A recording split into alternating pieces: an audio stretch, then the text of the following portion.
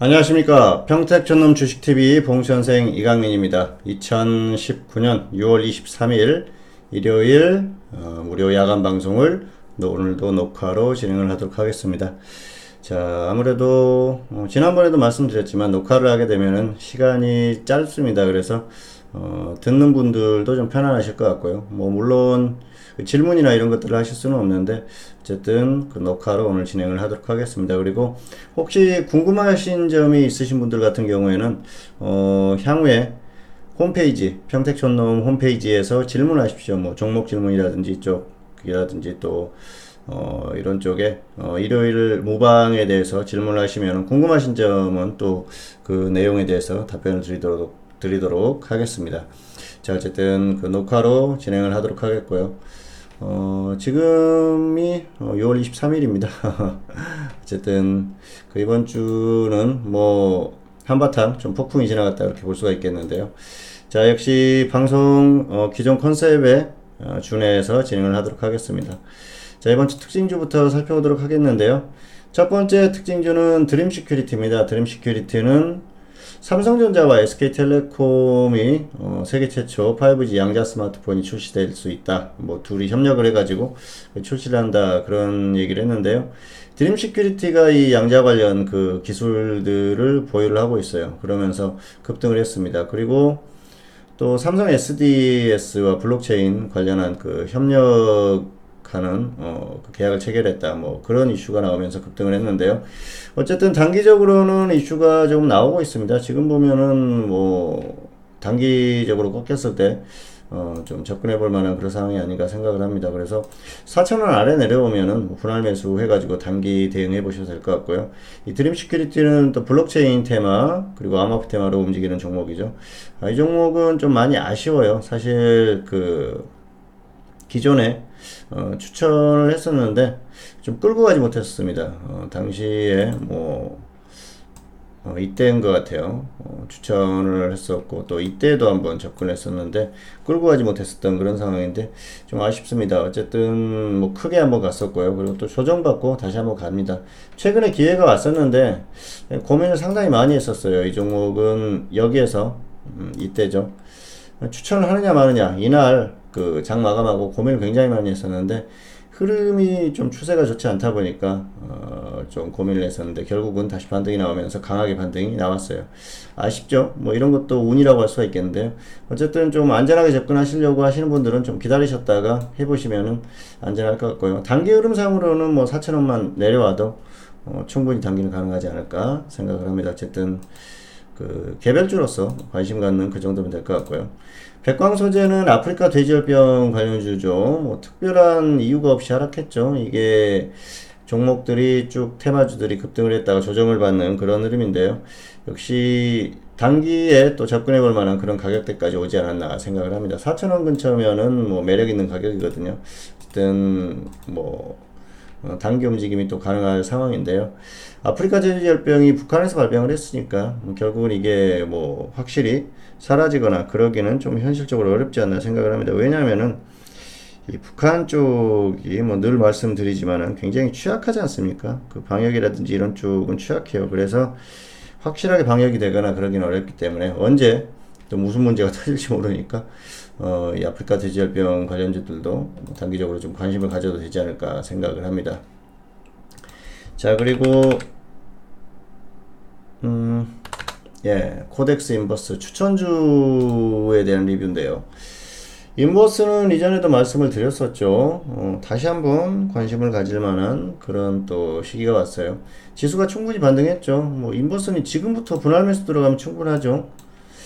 이 정도 가격이면 뭐 당장 뭐 들어가 봐도 크게 문제가 없지 않나 생각을 합니다. 뭐 100원 단위로 3차 정도 분할 매수 들어가면은 이 정도면 충분하지 않나 뭐 그렇게 생각을 하며 다시 한번 관심을 가질 그럴 시기다 말씀을 드리겠습니다. 자, 그리고 지수입니다. 이번 주 지수가 강하게 반등했죠. 수요일에 반등이 나왔어요. 반등이 나오고 버티고 있습니다. 그리고 결국은 2130선이 넘어갔죠. 금요일에 2132 그리고 목요일도 2131 버티는 흐름이 나오고 있는데요. 단기에 뭐 충분히 2120선까지 저번 그 방송에서 2120선은 가능하다고 말씀드렸지 않습니까? 결국은 왔어요. 그래서 예측대로 왔는데, 예, 예측대로 왔다고 해서 뭐 자랑하는 게 아니고요. 어쨌든 왔습니다. 이게 정상적인 수치예요. 이 정도 오는 게 정상적인 수치인데, 갑자기 그때 이제 여기서 막 급등하고 그러면서 시장이 약간 묘했죠. 이때는 급했어요. 이때는 급해서 뭐 빨리 올려야 되는 그런 상황이라서 단기 짧게 끝내려고 그랬던 것 같은데 상황이 좀 변했죠. 왜냐하면은 이게 이제 2120선 정도까지 예상을 했던 게 뭐 기본적인 어느 정도 반등의 수치라고 보고요. 최근 역시 반등이 나올 만한 그 상황이었는데 반등이 못 나왔었거든요. 그러면서 이 정도는 예상했는데 이때 이제 6월 초에 좀 상황이 바뀌었다. 그런데도 불구하고 반등 가능성이 높다고 말씀을 드렸던 게 어떤 최근의 어떤 수급적인 흐름이나 여러 가지 상황 그리고 역시 그 이후의 흐름들이 괜찮아졌다는 것이죠. 미국 시장도 괜찮아졌었고 수급적인 흐름도 그렇고요. 그리고 여기에서 급등하고 나서 버티면서 좀 일종의 그 눈치를 봤다고 그럴까요? 이제 간을 본 거죠. 시장이 어떻게 움직일 것인지 좀 미국 시장이나 이쪽에서 움직여주면은 다시 한번 더 반등할 수 있는 기회가 있겠다고 생각을 한 것 같습니다. 그러면서 좀 버티는 흐름이 나왔고요. 결과적으로는 여기서 이제 점핑을 했는데 화요일 날 미국 시장이 급등을 했죠. 화요일 날, 자, 화요일이죠. 화요일이 급등을 하면서 뭐 다우가 1.35%그 종가상으로 반등을 했죠. 수요일 날 한국 시장은 어떻습니까? 자, 거의 뭐 1.24% 반등을 했죠. 그래서 비슷하다. 이렇게 볼 수가 있겠고요. 코스닥은 조금 더 약했던 흐름이에요. 최근에 그 대형주들의 흐름이 좋지 못하면서 전반적으로 좀, 그리고 제약업종도 좋지 못했었죠. 제약업종 한번 보실까요? 네. 제약업종이 좋지 못하죠. 그러다 보니까 코스닥이 약했는데요. 코스피가 반등이 나오니까 코스닥이 다시 한번 조금 더 힘을 낼 수 있지 않을까. 그렇게 일단은 생각을 합니다. 자, 어쨌든 이번 주에 급등이 나왔어요. 나왔는데 해외 증시가 큰 역할을 했다고 보시면 됩니다. 해외 증시를 보시면은 자, 해외 증시가 뭐 엄청나게 강했지 않습니까? 결국은 지금 그 다우는 보시면은 역사상 최고가 근처였는데 S&P는 넘어섰어요. 그리고 나스닥은 아직 좀 멀었죠. 나스닥이 요즘에 최근에 이제 기술주들이 약간 약했던 그런 흐름인데요. 반도체 업황이 좋지 못한 그런 뉴스가 나오면서 나스닥이 좀 약하죠. 어쨌든 그래도 역사상 최고점 근처라는 것이죠. 그리고 다우존스. 자, 다시 한번 또 지금 이제 다중고점이 또 형성이 되고 있죠. S&P 500도. 근데 이제 좀 어느 정도 좀 수치상으로는 한계 오지 않았나 생각을 하고요. 자, 어쨌든 단기적인 흐름 자체는 해외 증시에 영향을 받을 가능성이 큽니다. 최근의 흐름도 그렇죠. 해외 증시 흐름에 따라서 결국은 반등이 나왔거든요. 그래서 기본적인 수치로 보면은 적당히 반등이 나왔어요. 그리고 이게 이제 반등이 나올 수밖에 없었던 게 수급적인 부분이라는 것이죠. 자, 기관 보실까요? 기관이 코스피에서 계속 매수를 했어요. 최근에 뭐 매수한 양이 상당히 큽니다. 이때부터 5월 24일부터 쭉 그 매수를 하면서 버텼어요. 지수로 보면은 자, 5월 말부터 크게 안 빠지면서 좀 버티는 흐름이 나왔는데 이 기관이 방어를 해주면서 그나마 좀 버텼었던 흐름이에요. 그게 기관의 방어가 없었으면 큰일 날 뻔했습니다. 외국인들은 코스피에서는 기관이 매수하고 외국인들은 특별히 매수하지도 않고 매도하지도 않는 그런 흐름이었어요. 자, 그런데 이제 중요한 건 선물에서 매수를 했다는 것이죠. 6월 7일부터 계속 선물에서 매수를 했는데 단기적으로 2만 계약 이상 그 외국인들이 매수를 하는 그런 흐름이 나왔어요. 그러다 보니까 충분히 단기 반등이 나올 수 있는 흐름이었습니다. 그리고 이제 물량 소화가 아직 다 안 됐어요. 그래서 여기서는 뭐 선물로 보실까요? 선물도 마찬가지고요. 조금 더 여기에서 버텨야 돼요. 그래야 물량을 좀 소화할 수 있는 그런 흐름이기 때문에 조금 단기적으로는 최소한 뭐 다음 주 초반은 버틸 흐름이 나올 가능성이 상당히 높다 이렇게 생각을 합니다. 어쨌든 급하게 쏟아지면 안 되는 상황이니까 다음 주 초반 정도는 버티면서 좀 선물 매도를 조금 하지 않을까 그런 생각이 듭니다. 어쨌든 단기 흐름은 그렇다는 것이고요. 자, 그리고 추세적인 흐름을 보면은 역시 외국인들의 코스피 매도세가 지속되고 있죠. 자, 길게 한번 보실까요? 차트로 한번 보시면은 외국인들이 다시 매도를 하고 있어요. 12월부터 매수를 쭉 했었는데 다시 꺾인다는 것이죠. 그리고 추세적으로 보면 여전히 외국인들의 매도세예요. 이게 단기적으로 매수를 했지만은 긴 흐름은 매도하는 흐름이기 때문에 역시 추세는 뭐 크게 바뀌지는 않았다. 그래서 그리고 이 외국인들이 보십시오. 자, 매수한 양이 거의 뭐 8조 정도 매수했는데 지수는 그렇게 크게 반등하지 않았어요. 한번 보실까요? 어떻습니까? 코스피 지수가 1984에서 뭐 기껏해야 2250, 그러니까 한 300포인트 올랐는데요. 하락할 때 어떤 그 흐름에 비하면 힘이 약하다는 것이죠. 그래서 추세가 변하지 않았다. 그런 걸 느낄 수가 있죠. 최근에 좀 버티면서 반등이 나왔는지 이게 결국 추세적으로 이어지기는 힘들고요. 다시 뭐 계속 급등하면서 뭐 2250 넘어가고 그런 흐름 정도는 어렵다고 생각합니다. 현재 상태로는 2150을 넘어갈 것인가, 넘어가더라도 넘어가면은 거의 여기에가 한계 수치가 아닐까 그렇게 생각을 합니다. 어쨌든 추세적인 흐름이 이어지고 있고요. 단기에 뭐 선물 쪽에서 조금 이제 매수가 들어오면서 단기 반등은 나왔는데요.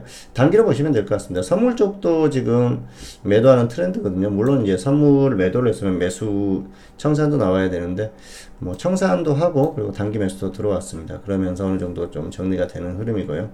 조금 이제 정리를 하면서 다시 또 조금 그 수급적으로 좋지 않은 흐름이 서서히 나올 가능성이 높고요. 추세적으로 코스피가 좋지 않다는 것이죠. 결국은 이제 개인이 다시 또 매수하는 흐름이 나올 가능성이 높기 때문에 그런 부분에서 좋지 못하다 생각합니다. 코스닥은 뭐 개인만 계속 매수를 하죠. 그래서 추세가 좋을 만한 상황은 아니고요. 코스피 같은 경우에는 역시 외국인의 매도세가 지속될 가능성이 높다. 그렇게 보고 있습니다. 어쨌든 그런 부분에서 추세적인 흐름 자체는 좋지 않을 가능성이 상당히 높죠. 어쨌든 단기적으로는 그동안의 흐름이 좋았어요. 이번 주 이제 그동안의 반등이 나왔던 게 연준에서 금리 인하할 가능성이 높다 그러면서 반등이 나왔지 않습니까? 그러면서 미국 시장이 강하게 반등이 나왔는데요.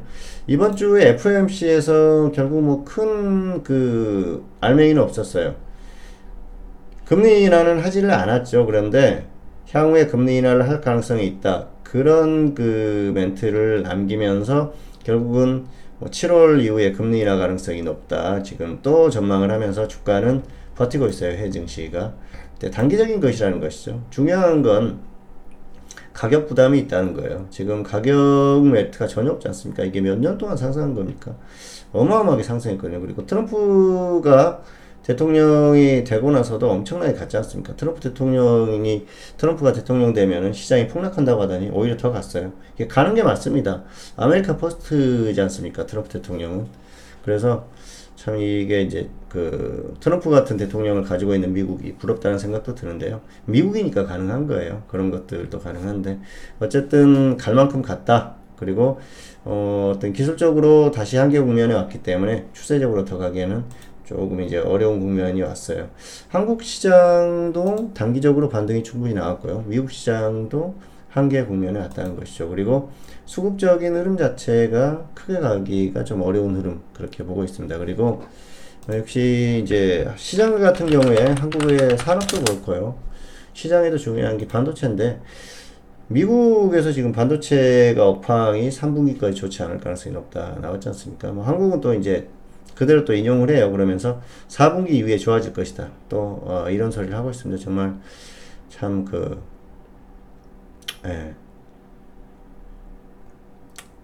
육두문자가 나올 것 같은 그런 생각입니다. 어쨌든 참 그 한결같은 전망이에요. 지금은 좋지 않지만 언젠가는 좋아질 것이다. 계속 그 얘기를 하고 있어요. 참 그 전망하기가 쉽죠. 근데 반도체가 최근에 작년 뭐 2017년, 2018년처럼 그렇게 폭발하는 흐름이 나오기는 어렵습니다.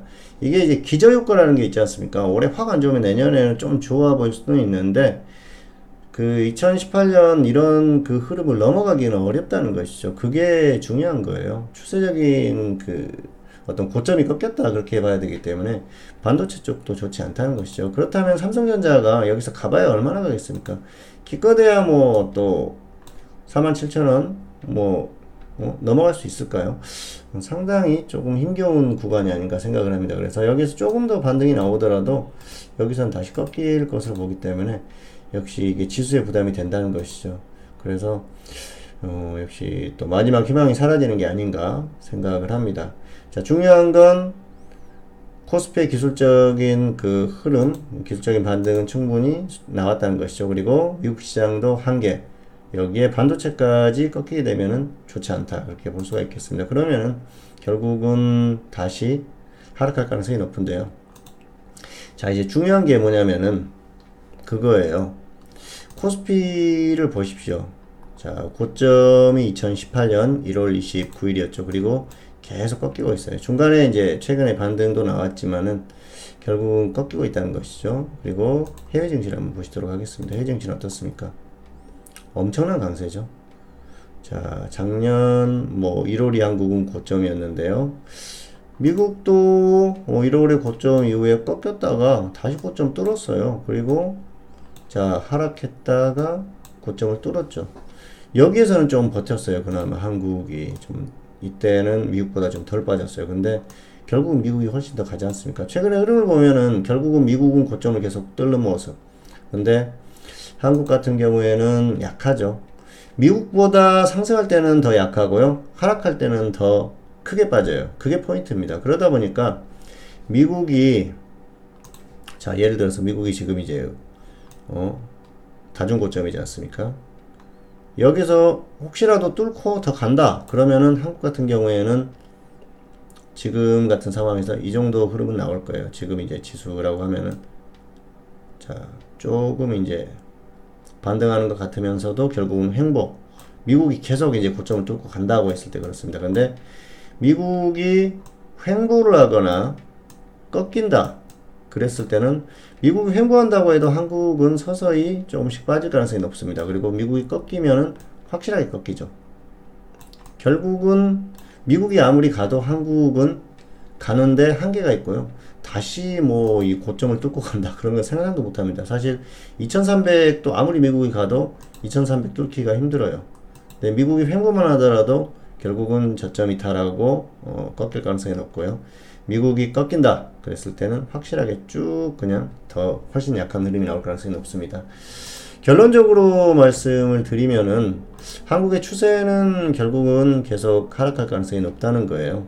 여기 저점을 이탈해서 더 하락할 가능성이 높다는 겁니다. 다만 단기적으로 반등이 나왔던 것 뿐입니다. 그리고 단기 반등도 어느 정도 마무리가 되는 흐름이에요. 추세적으로는 그렇습니다. 그래서 지금 상황이 결국은 이제 단기 고점이 어디냐 뭐 그런 거에 대한 생각을 할 필요가 있을 것 같습니다.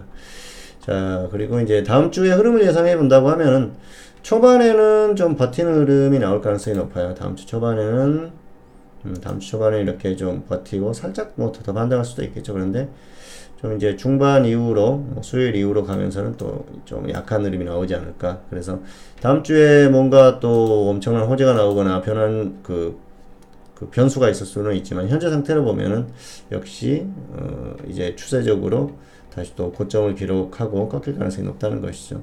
그래서 뭐 너무 큰 기대는 하지 않는 게 좋겠다 말씀을 드리겠습니다. 자, 여기서 관전 포인트는 역시 단기적으로는 해외 증시죠. 해외 증시가 계속 가느냐 아니면 꺾이느냐 상당히 중요하고요. 그리고 역시 수급입니다.